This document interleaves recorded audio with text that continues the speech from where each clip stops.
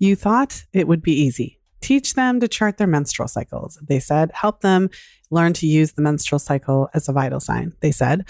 And then you saw the charts. You saw things that you didn't even know were possible, and you really don't know how to interpret them. Fortunately, I've created the perfect solution for you. I want to share with you our top resource for women's health professionals, how to interpret virtually any chart your client throws at you. This new resource breaks down complex chart interpretation into an easy step-by-step process. It will give you the tools you need to better support your clients. Head over to fertilityfriday.com/chart to snag your complimentary copy today. That's fertilityfriday.com/chart. This is the Fertility Friday podcast, episode number 553.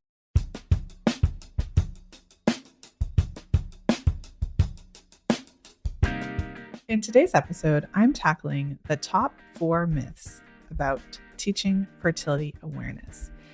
Now, this topic has come up several times in our FAM program. So this episode is coming from the perspective of a FAM practitioner who is also wanting to utilize the menstrual cycle as a diagnostic tool and vital sign when they're working with their clients.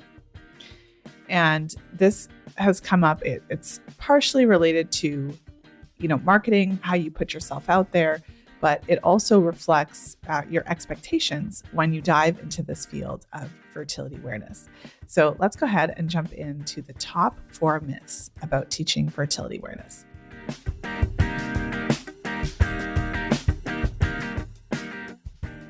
Myth number 1, I would say, is that your clients are coming to you primarily for charting support. Now, that might seem really strange because I'm talking about teaching fertility awareness.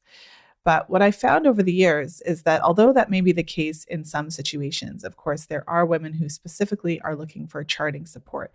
What I found is ultimately your clients are looking for support with bigger challenges. So although you may think when you take a fertility awareness certification program that your clients will be coming to you solely and primarily for charting support, ultimately what you find is that your clients are seeking a solution for a more significant problem that they have in most cases. So I can give you some of the examples that I found, and of course they're in line with many of the topics that I've shared on the podcast over the years. I've worked with a significant number of clients who had pretty horrible side effects with birth control, no surprise there, that make using it to the point of unbearable. Now, obviously, this is not the only reason. I'm just going to go through a couple of examples. So we'll hang out here for a minute. But over the years, I've just worked with this subpopulation of women who, the birth control, the hormonal birth control options just didn't work for them. Now, this is the subset of women who they go on one type of pill formulation and it doesn't work for them. And they try another one. Maybe they try the hormonal IUD. And eventually, after years of going between brand to brand to type, they just find that although maybe their symptoms were slightly better on one compared to another, overall, they just decide eventually that hormonal contraceptives don't work for them. It could range the side effects from depression, anxiety, panic attacks, libido issues, sexual side effects like painful sex, or whatever the case is. There's a whole lot. Have a listen to our Pill Reality series, fertilityfriday.com/pill reality, if you're wanting to hear some of the stories from just our broader community. But either way, that is something that I did find. So although the tool that they're using to address the issue, and the issue is that they need effective birth control, and they need it without the side effects. So when I've run group programs in the past and I've asked just introduce yourself, share what you're hoping to gain from the program, I've sat in these Zoom rooms with multiple clients, share how they felt desperate, how they were kind of at their last straw, and they didn't know about fertility awareness, so they felt like they had to keep doing this. And then when they finally discovered that there was a non-hormonal birth control option that was highly effective, that has no side effects, they were just filled with relief. So that's something to think about. That's one example of, again, they may be seeking fertility awareness support, but ultimately They're seeking a solution to this bigger problem. And the charting is simply a tool to get there, which we'll talk about more. So, of course, I've worked with a significant number of clients who are wanting to prepare their body for pregnancy. They're wanting to come off hormonal birth control, and they're wanting to take a break from the hormones. So again, still a broader challenge. And these may be women who have discovered they're focusing more on the natural alternatives. Maybe they're eating more natural foods. They're steering away from pesticides. And in other areas of their life, they're really focusing on the, up-leveling their health. And then they discover this whole pill connection. So there are some women, again, who are wanting to take a break from the hormones. There's others who are wanting to address hormonal imbalances. There's plenty of women who are specifically concerned about their hormonal issues, their cycle problems. They're looking at their luteal phases, seeing that they're too short. They are looking at their mucus production, not impressed with what they're seeing. Their cycles may be irregular. They may be concerned whether or not they're ovulating. They may have PMS symptoms. So again, they may be seeking support for charting, but what you find once they start working with you is that they actually have all these other symptoms that they're wanting to address. Of course, women are seeking charting support when they're trying to conceive, and they're wanting more clarity on how to time sex correctly, and also if they can gain some insights into what's happening with their cycle. And then, of course, you have the typical client that you might have thought is going to seek your services, women who are just super excited about fertility awareness. They've just discovered it. And it's more of this alignment thing where they, like myself, like many of you who are just like, oh my goodness, this is so amazing that you can get to know your body.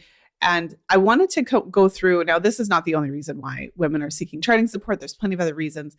I'm just kind of putting out a few ideas. I mean, I could put out many, but just to kind of put out the idea that when you want to jump into this field and teach fertility awareness, I think we have an idea of who our client's going to be and what we're going to be doing for them. But what can happen is your actual clients who are coming to you could be looking for something that you didn't anticipate. And this is when you kind of see the limitations potentially of your training, I guess you could say. So that was the first point. So just to kind of reiterate, myth number one is that your clients are coming to you primarily for charting support. And basically that may be part of it, but typically that support is actually to address a larger problem or challenge that they are facing, and they're wanting a solution, and that is part of how they're going about finding that solution. So that leads into myth number two, which is that when you're teaching fertility awareness, the main service that you're offering your clients is teaching fertility awareness charting. Now, again, bear with me because I know it might sound a little strange to say it this way, but I think that many fertility awareness instructors or, other practitioners who've started offering these types of services in their practice, they may have found as well that you think that this is what you're doing. You think, okay, I'm teaching charting, which of course you are. But what I want to argue and what I want to have you think about, and this is again something that's come up a lot with our FAM practitioners in our regular calls, as a practitioner, you want to consider what your clients really need support with first, what their underlying reasons are for coming to you. And so in this example, I want you to think about charting as the vehicle and the tool that you are using to support your clients to achieve whatever goal that they're looking to achieve. Now, I've mentioned some of the goals previously in a different way. So the goal may be to be free of side effects from hormonal birth control while still having a high degree of effectiveness for birth control. The goal may be to normalize the menstrual cycle so that you no longer have hormonal imbalances, so that you no longer have those cycle irregularities, so that you feel good. And that may be the goal. The goal may be to resolve those symptoms that are really concerning. The goal may be to prepare your body for pregnancy so that you can feel really, really confident when you're ready to start trying to conceive. The goal might be to conceive. The goal might be to overcome some of the challenges, whether they be health challenges, hormonal issues that are preventing that conception from happening easily. And so although you may think, okay, what I'm doing here primarily is teaching this, I encourage our FAM practitioners to really realize that Fertility awareness is simply the tool that we're using to support our clients to ultimately achieve those goals that they have, the deeper goals beyond simply charting. Now, this is important because when you're diving into the field of fertility awareness, something else that I found is that a lot of women who really dive into fertility awareness charting, especially the ones who are super jazzed and really keen, a lot of them find their way to this knowledge on their own and seek more do-it-yourself options as opposed to wanting to pay a practitioner to support them. And with that said, when you dive into the field of fertility awareness charting, this is why this is an important conversation, because you may find that your actual clients are coming to you for other reasons.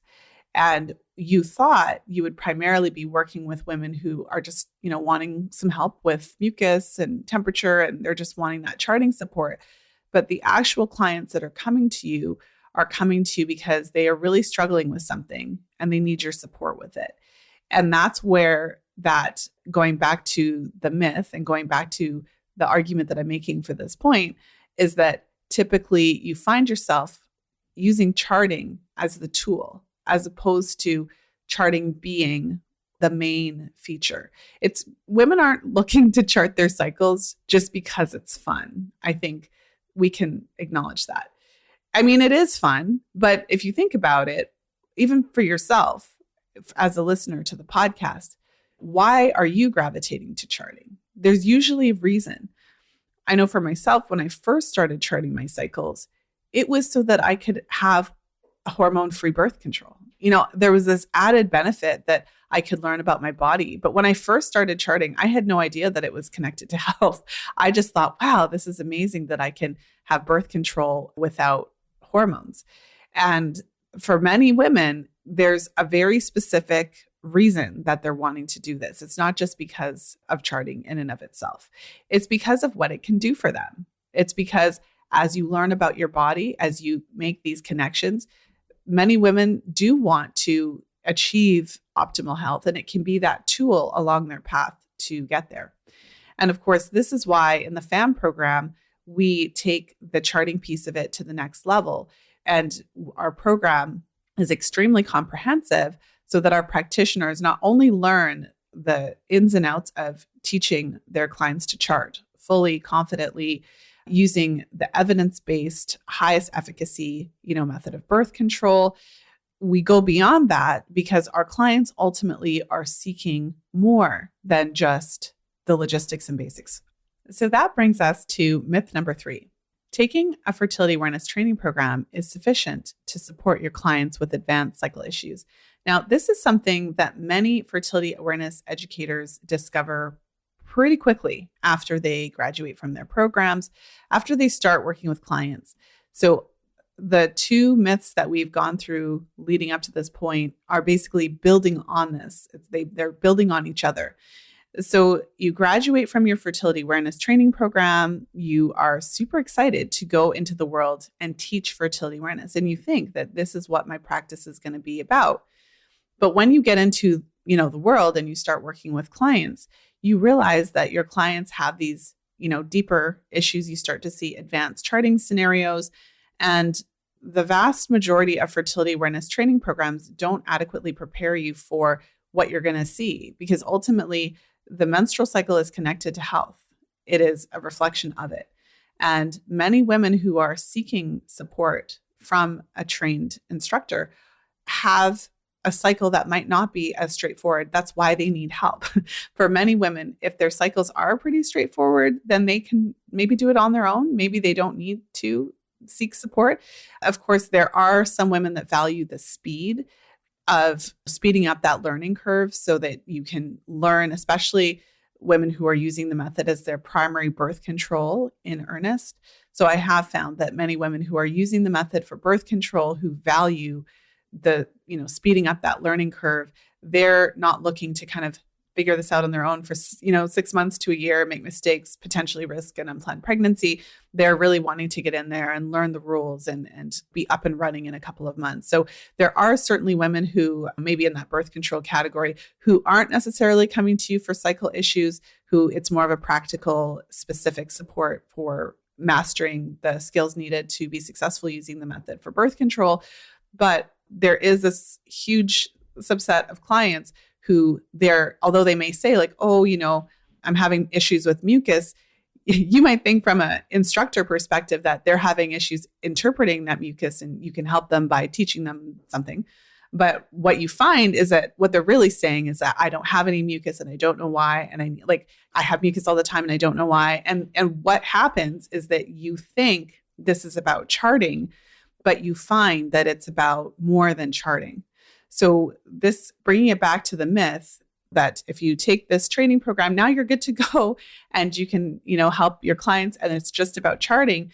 That is typically not the experience. And we've had many certified and trained fertility awareness educators who have successfully made it through their programs, who've been working and practicing with clients, take our FAM program, even though they had that prior training, so that they can learn the specific strategies to take it to the next level and really support their clients with more of those cycle issues. We teach a variety of different protocols that go beyond simply charting. Because again, what are your clients really coming to you for?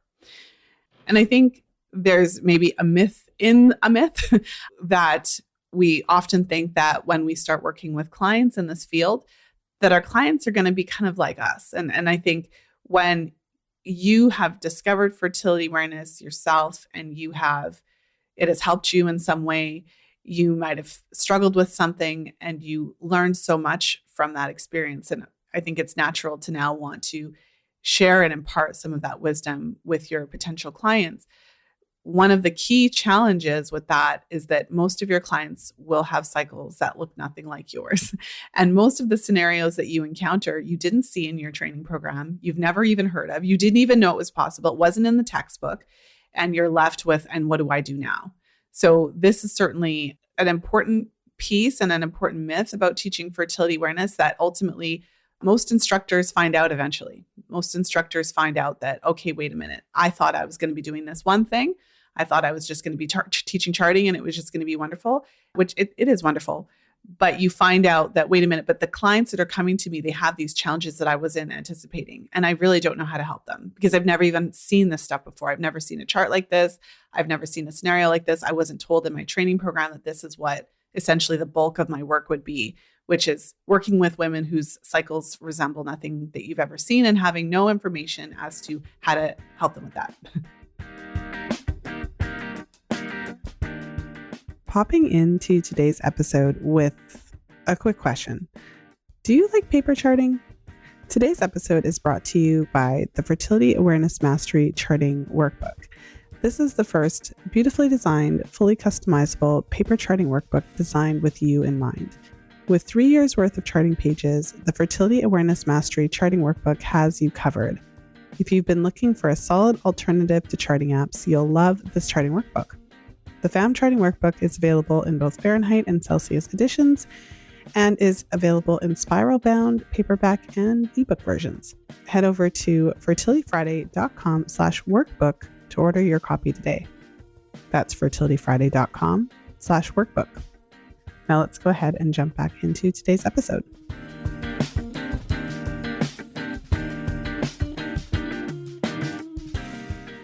All right, so this brings us into myth number 4. And so imagine this. Imagine that you have, taken your initial training potentially in fertility awareness. You've realized the limitations of what you were taught, and you've realized that you need some additional support to help your clients because they are coming to you with these advanced issues that you have no training to deal with. And let's say you jump into the FAM program and you learn all the protocols, and now you feel like, okay, I know, all these protocols, I know how to support clients, or you were a women's health practitioner that dove into the program and now you have all of these tools. So I would say that myth number 4 is that now, your main job is to fix your clients. That's what your job is, to fix them. No, it's not. That's it. When you dive into this world, it might seem a little bit contrary, but stick with me for a minute. Now, one of the things that I want you to think about is what your own personal experience has been in our conventional medical system. I think we're often set up for certain expectations because of our current medical system. Now, the way that our current conventional medical system is set up is that you're to go to your, medical doctor or other health professional. They went to some fancy school and they got a download of all this knowledge and information over the course of their training and over the course of their career. And they're essentially there holding all of the information, right? Like this is the model. So you're there like an empty vessel and you as a patient, and you don't know anything, right? Because you didn't go to med school. And now there you are in the office and this health professional has all of the knowledge and they're just going to magically give you the solution to all of your problems. You're going to go in, you're going to tell them, I have this issue with my cycle, and the healthcare professional is just going to magically fix you with their in-depth of knowledge and tools. So this is not the model that we teach our FAM practitioners. Because ultimately, if you think about what your experience has been when you jump into someone's office and they supposedly have all the information, they don't have to listen to you because they have all of the answers already before you even start talking. The appointments maybe are 5 minutes long and you maybe get 10 words out. And then all of a sudden they're telling you what to do because they obviously know everything and you don't know anything. And this is the model. So one of the interesting aspects about this is that it is essential for you as that practitioner to have the knowledge, to have the tools, to be able to support your clients. But sometimes the way that you're supporting your clients is very different to what you might think, because we're not aiming to be another version of this model that is clearly broken, that doesn't actually help and support women. The model that I just described, it does assume that the health professional knows everything, or at least knows way more than the client. So if we flip that on its head and assume that the client actually is the expert in her own body and she actually knows what's best for her. Now, she might not have the most specific knowledge about, this aspect or this aspect, but about her own body, about what's happening in her own body, about what's happening in her cycle, about what has worked for her in the past, what hasn't. She really is the expert. So the approach that we take as FAM practitioners is not to jump in and say, we know all this stuff and we're going to fix you. Essentially, the approach that we take is to empower our clients. So, and to educate. That's a huge piece of it, to empower and educate so that we're creating a situation where our clients now have a lot more information. They have a much greater understanding. And then they are able to make much more informed decisions about how to move forward. So instead of saying, you have this issue, so you have to do this and this and this and this and this, and that's what you're going to do. That's not the approach. The approach is to provide education, information, and empowerment so that now they have the what they need to make an informed decision. Now, if you think about how that plays out in the practical world, if any of you as listeners to this episode today have, let's say, purchased one of my books, if you've purchased The Fifth Vital Sign, if you've purchased Real Food for Fertility, there's a lot of information in there, and we provide the citations and the sources if you're wanting to dive deeper into it. What happens when you engage with that information? What happens when you're listening to the podcast? Well, all of a sudden you have additional information at your fingertips that you didn't have before. And when you're thinking about addressing certain concerns with regards to your cycle, then now you actually have a better footing, better understanding, more knowledge. And when you're making those decisions, you're certainly much more informed and feeling a lot more confident. So another aspect of this is, again, leaning on the cycle. So What's really useful and important with this approach of using the cycle as a vital sign and a diagnostic tool is it becomes less about you being this kind of guru, again, going back to the medical model, and instead you being more of a shepherd. And in the sense of that, where you're providing your client with the skills and the knowledge to be able to chart her cycles and to understand what's going on. You're providing her with the opportunity to learn, not only just to get the mucus notations down and, get the BBT right, but once you dive into this approach of menstrual cycle charting, you're looking at where you started from, what that first chart looks like. You're thinking about the different concerns and challenges that you may have.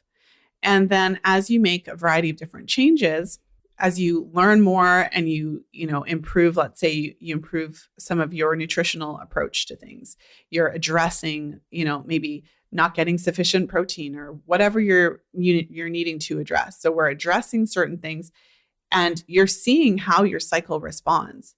I think with the conventional approach, you often think that, well, if a person has this issue, everybody with this issue has to do these 5 things. I think we want it to be super easy.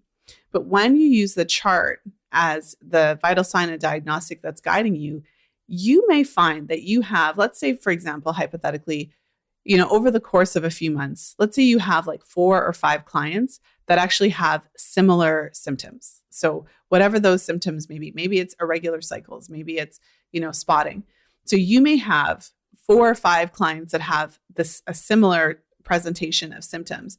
And you may try this one thing that works amazing for this one client, but the other client does the same exact thing and they're not seeing relief yet.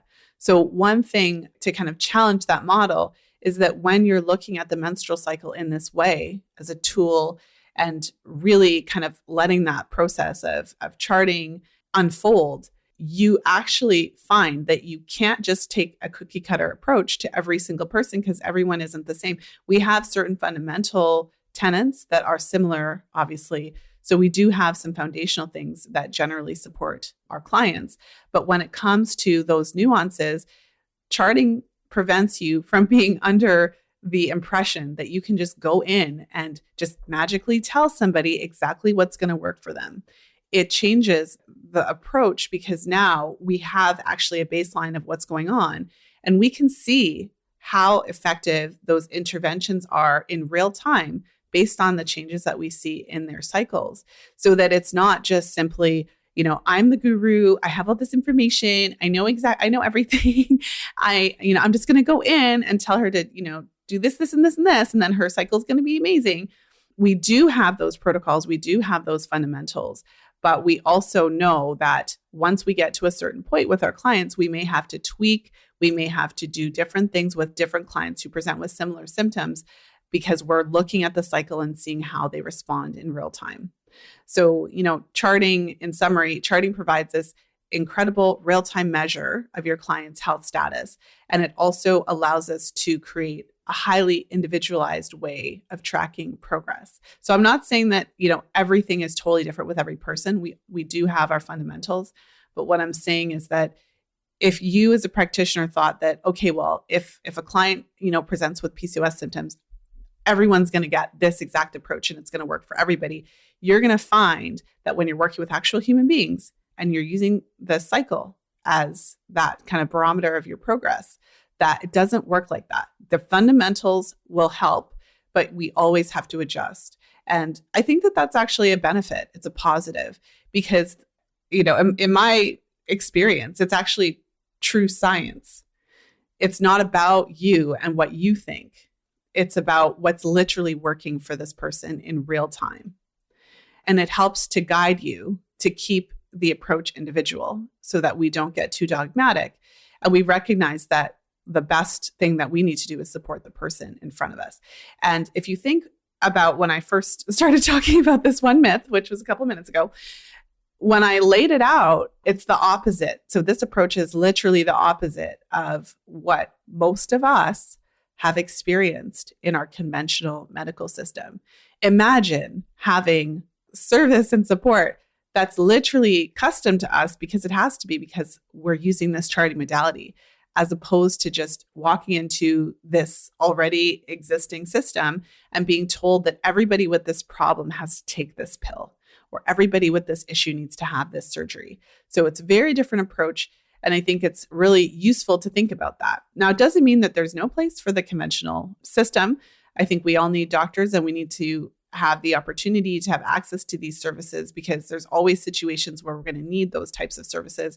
But I don't believe that it's a one approach situation when it comes to women's reproductive health. I think that I always talk about the boardroom analogy, where you want to think of yourself sitting at the head of that boardroom table, and you want to ask yourself, who's on your healthcare team? So we all need doctors. Sometimes we need specialists. Sometimes we need endocrinologists, fertility specialists, but we may also need somebody who can support us in different ways. Someone who's looking from a more functional approach, someone who's looking at the menstrual cycle, someone who's looking at nutrition, someone who's looking at just a variety of different aspects depending on the specific challenge that we are facing. So just to wrap up and kind of reiterate what we talked about today. So I wanted to go through my top 4 myths about teaching fertility awareness. So just to recap, myth number 1 is that your clients are coming to you primarily for charting support. Myth number 2 is that the main service that you're offering your clients is simply teaching charting. Myth number 3 is that your fertility awareness training program is sufficient to support your clients with advanced cycle issues. And myth number 4 is that even when you do gain this knowledge and information, that your primary job is to fix your clients. So to kind of recap on all of those kind of lumped in together, your clients are coming to you even when their stated goal is simply to learn charting. Ultimately, the charting is a tool or a vehicle to an outcome that they're looking for. So your clients actually are looking for a solution to a greater problem, and charting is the vehicle that's helping them to get there. So when you're looking at putting offers together or working with clients, when you're in this field, you think that it's all about the charting specifically, but really the charting is the tool that you're using to support your clients to reach whatever goal that they're looking to reach. Most fertility awareness education programs are not equipping their graduates to go beyond simply teaching the basics, to teaching the nitty-gritty. And that leaves a lot of fertility awareness educators or other professionals who've delved into this field really in shaky ground when they start to see cycles and charts that go beyond what they see. Ultimately, I have never seen a textbook or a training booklet or something that really shows you what's actually happening. I've spent decades looking at charts and supporting clients in this way. And, the things that the real examples that that our practitioners go through in our program, it's not something that you see. And so therefore, where possibly can you go to be prepared for these types of challenges? And lastly, once you do gain that knowledge and information, when I think about, the role of our FAM practitioners, again, it's not to just be another version of a broken system. We want to put our clients front and center, educate and empower them so they are now in a position to make more informed choices about their health that are suitable to them and suitable to their unique situation and individual cycle challenges. And with charting, it allows us to be able to tailor our protocols and everything based on what's actually happening in real time with our clients. So it's a totally different way of looking at things. And it certainly is really refreshing. If you think about what your experiences have been in our conventional system, it's often very refreshing to be supported in this type of a way where you are actually put in the center of it, and it's acknowledged that you truly are the expert in your own body. No one will ever know your body and what's happening in your body more than you. And instead of thinking that you're just this guru that's going to fix everything, you're actually there to empower and strengthen your client and strengthen your client's knowledge and confidence so that they can really make the best decisions for them now that they have way more information than they did before. So with that, I'm going to wrap. If you enjoyed this episode and you can think of someone who would benefit from hearing, I would really appreciate you sharing the love. The share link for today's episode, fertilityfriday.com/553. From the beginning, from the inception of this podcast, it's truly word of mouth that has really helped to spread it. So I appreciate all of you who share the podcast with your friends, with your clients, with your loved ones.